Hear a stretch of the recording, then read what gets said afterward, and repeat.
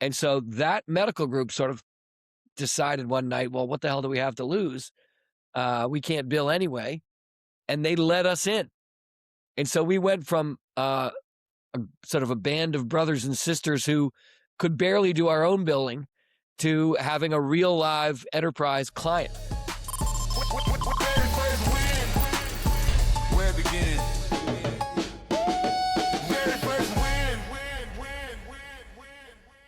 Hello, welcome back to another edition of Very First Win.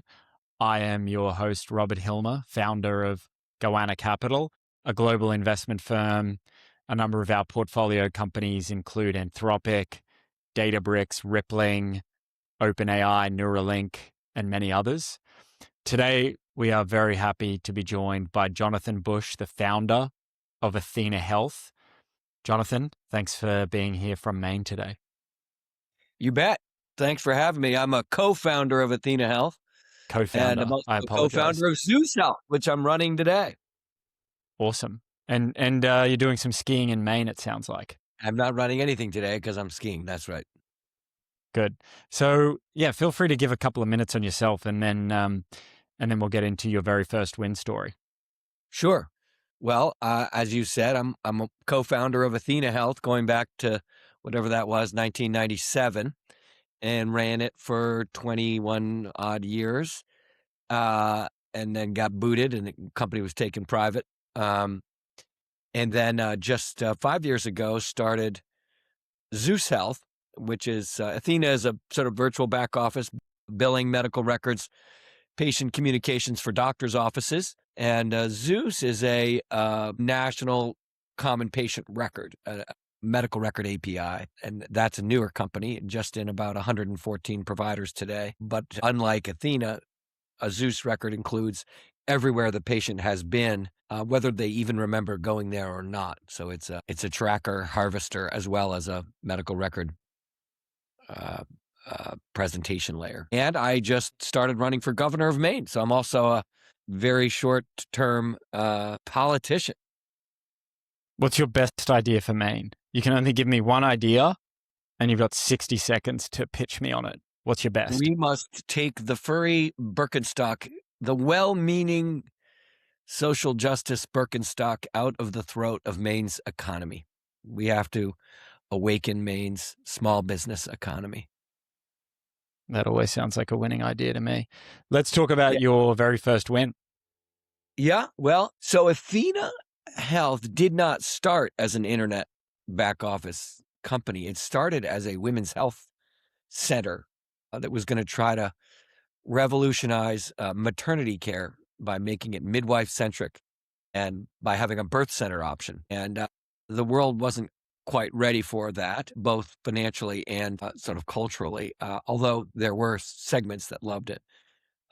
But the financial problem was the coding that you needed to do to collaborate between midwife and doctor and other providers, and the ability to know how much the total episode of care costed so that we could show the savings we were creating was so complex that we ended up having to build our own little browser-based network to keep track of our billing information. And as the birth center idea got harder and harder to pull off, more and more of our neighboring medical groups asked if they could use our little network, what we called AthenaNet. And so once we realized that the much narrower job of just doing the back office for every medical group, as opposed to doing the front, middle, and back office for just ourselves, once we realized that was the way to go, we had to go and try to convince established medical groups to let this kooky band of birth center managers do their billing and do their back office work. And the key win for us was we found out that Harvard Pilgrim Health Plan, it was called, which was a staff model HMO where the doctors were all employed by the health plan, like a Kaiser, was going out of business, not going out of business, but giving up on being a staff model. So they were going to fire all of the doctors that they employed in mass and then offer them the opportunity to be, to bill themselves. And we found out about this group of 35 pediatricians and primary care docs that had never sent a claim out in their life. So they really sucked at it.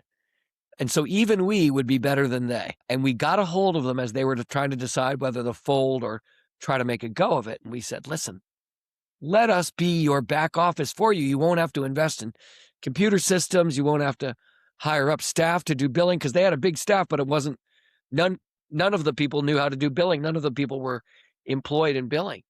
And so that medical group sort of decided one night, well, what the hell do we have to lose? We can't bill anyway. And they let us in.